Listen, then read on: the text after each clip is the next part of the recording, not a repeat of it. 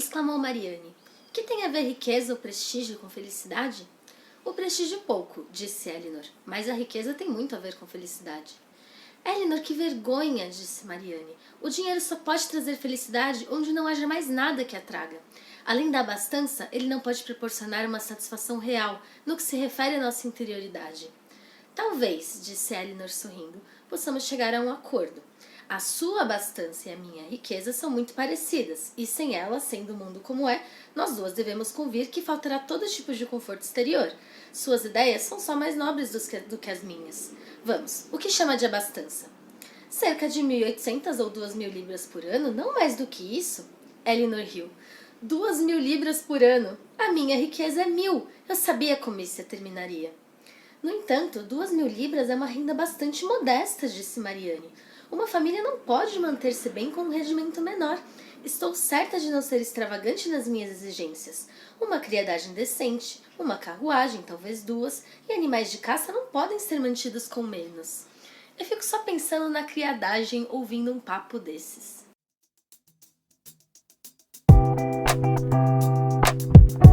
Essa é a segunda resenha da Jane Austen que tem aqui no canal, e é claro também tem drink, então quando sair daqui vai lá checar. E nessa primeira resenha que eu fiz do livro Persuasão, que foi o seu último livro escrito, eu contei um pouquinho mais sobre a vida da autora e sobre como tudo isso influenciou na sua obra. Alguns pontos vão ser retomados nessa resenha também, mas se quiser uma coisa um pouquinho mais completa, dá uma passadinha lá no vídeo da Persuasão para conhecer. Inicialmente, esse romance foi escrito de forma epistolar, ou seja, através de cartas, e ele também se chamava Elinor e Mariane. Depois disso, ele acabou virando um romance mais tradicional, né, com uma narrativa mais tradicional, como os outros livros da Jane Austen, e o nome também acabou mudando, de Elinor e Mariane, acabou virando Razão e Sensibilidade. Então, ao invés dos nomes das protagonistas, o título ele reflete as principais características dessas duas mulheres, que a gente vai ver refletidas em toda a obra. Elinor e Mariane Dashwood, elas são irmãs, elas têm por volta de 19 e 17 anos e elas vivem com sua mãe, que logo no início da história a gente sabe que enviúva. A Jane Austen, ela é incrível nos inícios de romance, é incrível como em poucos parágrafos, em um primeiro capítulo, ela já consegue estabelecer toda a estrutura social, todas as relações familiares e todas as estruturas de poder daquele núcleo que a gente está conversando. E são muitas pessoas e é engraçado como nunca fica confuso, ela consegue deixar tudo muito claro com apenas alguns parágrafos de exposição. É muito bom. E nesse início, a gente já consegue ver uma grande característica da Jane Austen, que é com falar sobre a mulher, o papel da mulher na sociedade inglesa desse final do século XVIII e início do século XIX. A mulher, ela não tem direito a posses nem herança. Então, quando a senhora Dashwood ela é enviúva, ela se vê absolutamente desamparada. O seu marido morreu e toda a fortuna e toda a herança acaba indo para o seu primogênito do primeiro casamento, que é o Sr. John Dashwood. E ela acaba tendo que depender dos favores do Sr. John Dashwood, né, do seu enteado, para conseguir se sustentar e sustentar as suas duas filhas, o que é uma posição absolutamente incômoda.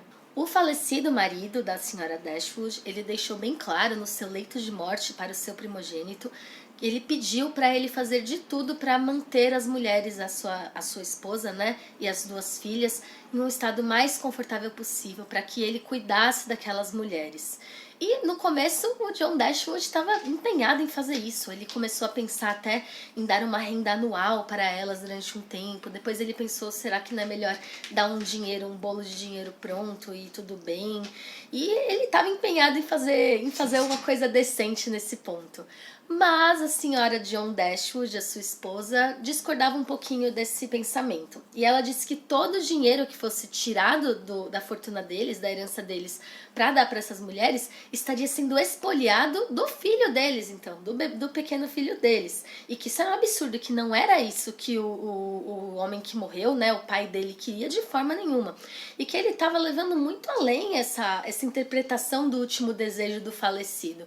Que, na verdade, ele só queria que elas dessem uma ajudinha para aquelas mulheres, mas desde que, é claro, não comprometessem a vida deles, né, obviamente. E ela era bem convincente, então ela acabou persuadindo o marido a fazer o que ela quer. Então, no final das contas, de dar uma renda anual ou de dar uma grande bolo de dinheiro de uma vez só, o Sr. John Dashwood mal ajudou na mudança daquelas mulheres para um lugar um pouco mais simples, assim, não forneceu muita coisa. Ele foi facilmente convencido de que ele não tinha nenhuma obrigação com elas.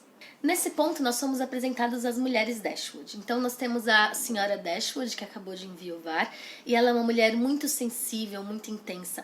E nesse ponto, ela é igualzinha à sua filha do meio, a Marianne, no caso. E as duas, quando elas estão felizes, elas não têm limites para a felicidade, mas ao mesmo tempo, quando elas estão tristes, elas se entregam a essa emoção com intensidade total.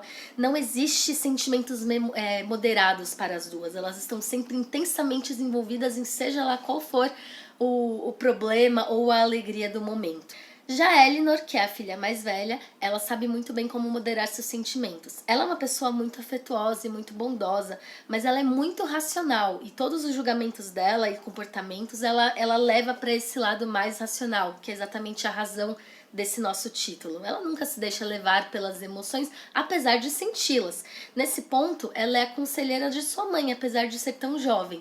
E a presença dela nessa família é muito importante, porque essas emoções exacerbadas da Marianne e da mãe acabam se retroalimentando, e só mesmo a Elinor para conseguir parar esse fluxo, que às vezes pode ser um pouquinho complicado. Temos também uma terceira filha que se chama Margaret, mas ela não faz muita coisa na história, tanto que a apresentação que a Jane Austen tem sobre ela é isso aqui. Margaret, a outra irmã, era uma menina alegre e de bom caráter. No entanto, como já adquirira uma boa dose do romantismo de Marianne, sem ter muito de sua inteligência, aos 13 anos ela não prometia chegar ao mesmo nível das irmãs num período mais avançado da vida. Jane Austen, ela consegue ser bastante ácida quando ela quer. A partir daqui, essa história vai abordar diversos temas frequentes na obra da Jane Austen. Então, casamento, relações na sociedade, herança, as questões de renda, né? E, mais uma vez, também vai abordar com um grande foco sobre o papel da mulher nessa sociedade. A história, ela é movida através das diferentes visões de mundo entre Elinor e Marianne. Uma sempre muito mais emocional e a outra sempre olhando as coisas com muito mais perspicácia e com muito mais sutileza, muito mais razão. É uma história, como todas as de Jane Austen, cheia de reviravoltas, as coisas vão, as coisas vêm, tem muitos personagens, eles chegam, alguns personagens chegam e você acha que você não dá nada por eles, você acha que eles não vão ser importantes, de repente eles são peças-chave do romance, é incrível como ela consegue fazer isso. Outra coisa que é importante lembrar é que a Jane Austen ela escreve um romance de costumes, ou seja, ela coloca uma lupa sobre a sociedade inglesa e ela aponta todos os problemas sobre ela, né? Todos os seus hábitos e todas as suas hipocrisias, com um humor ácido, nunca escrachado. É um humor muito sutil, que muitos dizem até que na época que os romances foram lançados, talvez as pessoas nem entendessem que aquilo estava sendo uma crítica àquela sociedade, mas hoje a gente consegue ver que na verdade ela estava sendo bastante irônica. Alguns exemplos dessas críticas é quando, por exemplo, ela fala que as pessoas, quando são-lhe pagas uma herança anual, elas vivem uma eternidade. Ou então quando elas falam que é sempre bom ter uma criança na reunião, porque aí você tem algum assunto para falar, não fica naquela monotonia.